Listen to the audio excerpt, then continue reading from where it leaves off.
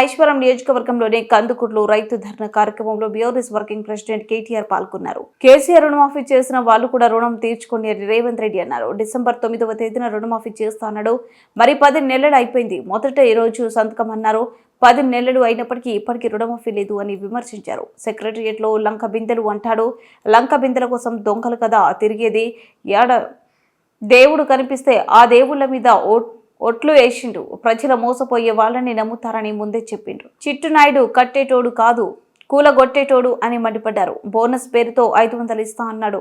రైతు భరోసా ఏటా 15,000 ఇస్తా అన్నారు. ఇప్పుడు రైతు బంధు లేదు, రైతు భరోసా లేకుండా పోయింది. అటు కాకుండా ఇటు కాకుండా ఎటు కాకుండా పోయింది. రాష్ట్రంలో అన్ని వర్గాలను ఈ ముఖ్యమంత్రి రేవంత్ రెడ్డి మోసం చేశారన్నారు. ఇది ఆయన బాధ. కుర్చీగా కాపాడుకోవాలి ఎట్లన్నా చేసి. ఒక్క రైతు రుణమాఫీ ఒకటే కాదు, ఎన్ని చెప్పిండు. రైతు బంధు కేసీఆర్ 10,000 ఇస్తే నేను 15,000 ఇస్తా అన్నాడు. కేసీఆర్ భూమున్నోళ్ళకు పెద్దోళ్ళకి ఇస్తాడు, మల్లారెడ్డికి ఇస్తున్నాడు, సబితక్కకి ఇస్తున్నాడు, చిన్నోళ్ళకి ఇత్తలేడు, మల్లయ్యకి ఇత్తలేడు, ఇంకా వేరే వాళ్ళకి ఇత్తలేడు. గాళ్ళకి ఎందుకే ఇచ్చేది అని లొల్లి పెట్టిండు. మరి నేను అడుగుతున్నా, ఇవాళ నువ్వు అన్నావు రైతు కూలీలకు ఇస్తా అన్నావు. ఎంతమంది రైతు కూలీలకు ఇచ్చినావు ఈ 10 నెలల్లో? రూపాయి ఇచ్చిండు ఎవరికన్నా? ఇచ్చిండు అయింది మీకు అందుకూరలా? రైతు కూలీలకు లేదు, కౌలు రైతులకు లేదు, వడ్లకు బోనస్ ఇస్తా అని చెప్పిండు. నాకు తెలియక అడుగుతా, మీకు అందుకూరలు చెప్పాలి. ఆ రోజు మేనిఫెస్టోలో ఏం పెట్టిండు కాంగ్రెస్ మేనిఫెస్టోలా? ఇగో ఎంఎస్పి 1983, దానికి అదనంగా 500 రూపాయలు కలిపితే 2,483 అని పెట్టిండు. ఇంకోటి ఏం పెట్టిండు? ఎంఎస్పి 2,183, దానికి అదనంగా 500 అని పెట్టిండు. నాకు తెలియక అడుగుతా, 1983 ఏం పట్లది బోనసు? దొడ్డదే కదా. బోనస్ అని 500 అని చెప్పి 1983 అని పెట్టిందేమో మేనిఫెస్టోలో దొడ్లు వడ్ల కోసం. ఇలా బోనస్ ఎవరికి ఇస్తా అంటుండు?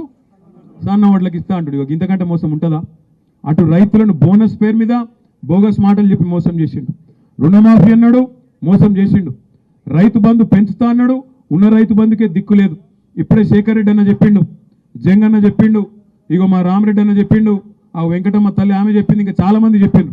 ఉన్నది పోయింది, ఇక అన్ని పోయినాయి. అన్న వస్త్రం కోసం పోతే ఉన్న వస్త్రం పోయినట్టు మొత్తానికి అటు కాకుండా ఇటు కాకుండా ఇటు కాకుండా పోయింది మా పరిస్థితి అని బాధపడే పరిస్థితి వచ్చింది.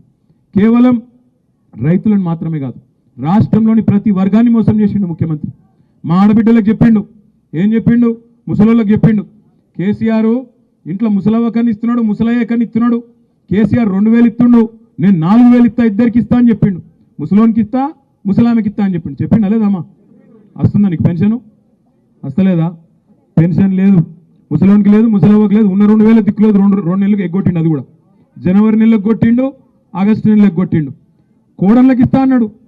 ముసలోనికి ముసలవ్వకే కాదు, కోడళ్ళకి ఇస్తా నెలకు 2,500 అన్నాడు. కోడల పిల్లలు అందరికి వచ్చిందా? బతుకమ్మకు సీరియల్ వచ్చినాయా?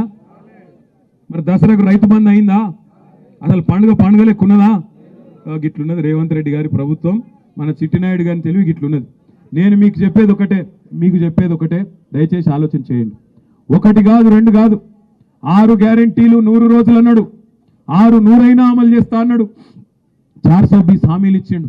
ఇందిరమ్మ ఇండ్లు కడతా అంటే ఓట్లేసిండ్రు, ఉన్న ఇండ్లు గులగొడతా అంటే ఓట్లు వేయలే. ఇలా ఉన్న ఇండ్లు గులగొట్టే పని పెట్టుకున్నాడు.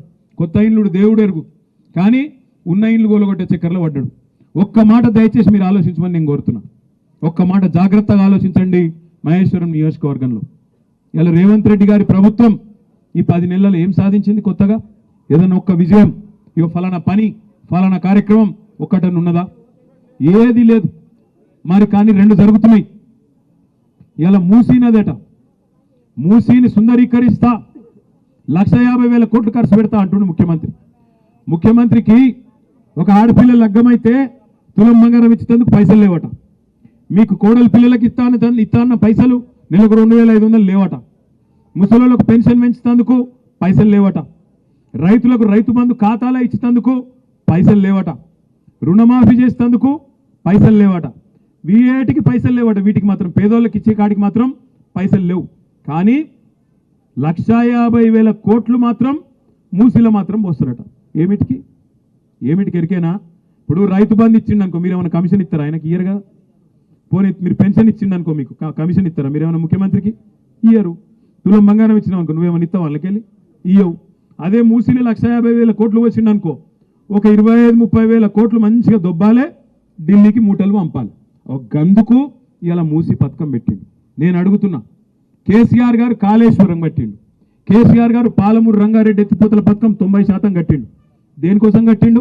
బ్రహ్మాండంగా నీళ్ళు ఇచ్చేందుకు, మన ప్రాంతానికి నీళ్లు తెచ్చేందుకు కట్టిండు. మరి మూసీతోని నేను అడుగుతున్నా ముఖ్యమంత్రి, మూసీతోని ఎంతమంది ఎన్ని ఎకరాలకు నీళ్ళు ఇస్తావు, ఎంతమంది రైతులకు నీళ్ళు ఇస్తావు? అసలు సమాధానం ఉన్నదా నీ కాడ? ఏమీ లేదు. ఏందో సుందరీకరిస్తా, ఏందో చేస్తా అంటే తప్ప ఏం చెప్తున్నా ఆయనకు కూడా తెలియదు. కేవలం కమిషన్ల పిచ్చి, కేవలం పైసలు దొబ్బేతందుకు. పేదవాళ్ళకి ఇస్తేనేమో పైసలు రావు, అదే పెద్దవాళ్ళకి ఇచ్చి కాంట్రాక్టర్లకు ఇచ్చి బ్రహ్మాండంగా మూసీ పేరు మీద బ్యూటిఫికేషన్ కాదు లూటిఫికేషన్ చేస్తే ఆ పైసలతోని మళ్ళా కాంగ్రెస్ పార్టీకి పెద్దోళ్ళకి డబ్బులు పంపి కుర్చీ కాపాడుకోవాలన్న ఆలోచన తప్ప వేరేదేం లేదు. మీ అందరితో నేను ప్రార్థించేది ఒకటే, మా తమ్ముడు నీరటి శ్రీకాంత్ చెప్పిండు, అన్న ఫార్మా సిటీ మీరు సరే మేము కొట్లాడినాం కొంతమంది మా నాడు, అయినా మమ్మల్ని ఒప్పించి మెప్పించి మాకు ప్లాట్లు ఇస్తామని, ఇక్కడ పరిశ్రమలు వస్తే మాకు ఉద్యోగాలు వస్తాయని మీరు చెప్పి 14,000 ఎకరాలు 7 ఏళ్ళు కష్టపడి మీరు తీసుకున్నారు. ఇలా 14,000 ఎకరాలలో ఉన్న ఫార్మా సిటీని ఆ రోజు ఇదే కోమటిరెడ్డి వెంకటరెడ్డి, ఇదే రేవంత్ రెడ్డి, ఇదే బట్టి విక్రమార్క, ఇదే మల్రెడ్డి రంగారెడ్డి, కోదండ్ రెడ్డి వీళ్ళే ఊరూరు తిరిగి చెప్పిండ్రు. ఏం చెప్పిండ్రు? ఇది కందుకూరులో చెప్పిండ్రు, పక్కన ఆచారంలో చెప్పిండ్రు, ఇబ్రాహీంపట్నం నియోజకవర్గంలో చెప్పారు, బస్సు యాత్రలు పెట్టి చెప్పారు. మేము రాగానే ఫార్మా సిటీ రద్దు, రైతుల భూములు తిరిగిస్తామన్నారు. ఒక్క రైతు కన్నా తిరిగి భూమి ఇచ్చిండ్రా? ఇచ్చిర్రా? ఎవరికన్నా ఇవ్వకుండా ఏం చేస్తుండే? అలా ఫార్మా సిటీ పేరు మార్చి 4th సిటీ అట, ఇంకోటి ఏంది ఫ్యూచర్ సిటీ అట. ఉన్న సిటీకే దిక్కులేదురా అంటే భవిష్యత్తు సిటీ అట. ఉన్న సిటీలోనేమో ఇప్పటికి మోరీలు చక్కగా లేవు, నల్లాలు చక్కగా లేవు. వాటిని రిపేర్ చేసే ముఖ్యమంత్రి, ఇలా మున్సిపల్ మంత్రి వాటిని పట్టించుకోకుండా ఫ్యూచర్ సిటీ కడతా అని చెప్పి కొత్త రోడ్లు వేసే ప్రయత్నం చేస్తూ ఉన్నాడు. ఇప్పుడే మా తమ్ముడు చెప్పిండు, కొత్త రోడ్డు లేమూరు మీదకి వెళ్ళి ఇంకా 4-5 ఊళ్ళ మీదకి వెళ్ళి 300 ఫీట్ల రోడ్డు చేసి ఆగమాగం చేసి మొత్తానికైతే ఏదో కొత్తగా పేరు సంపాదించుకోవాలని ఆలోచన. ఆర్ఆర్ఆర్ అనేది జాతీయ రహదారుల కింద మన ప్రభుత్వం ఉన్నప్పుడు 332 కిలోమీటర్ల ఆర్ఆర్ఆర్ను మనకు పైసలు పడకుండా పెద్దగా కేవలం ల్యాండ్ అక్విజిషన్ అంటే భూసేకరణ కాడికి కొన్ని పైసలు 50% మనము, మిగతాది 50% కేంద్ర ప్రభుత్వం చేసేటట్టు పెట్టినాం. ఈ ముఖ్యమంత్రి ఏమంటాడు? పేదవాళ్ళ పథకాల కాడికి వచ్చే వరకేమో పైసలు లేవంటాడు, కానీ ఆర్ఆర్ఆర్ దక్షిణ భాగంలో మాత్రం కేంద్ర ప్రభుత్వం చేయొద్దు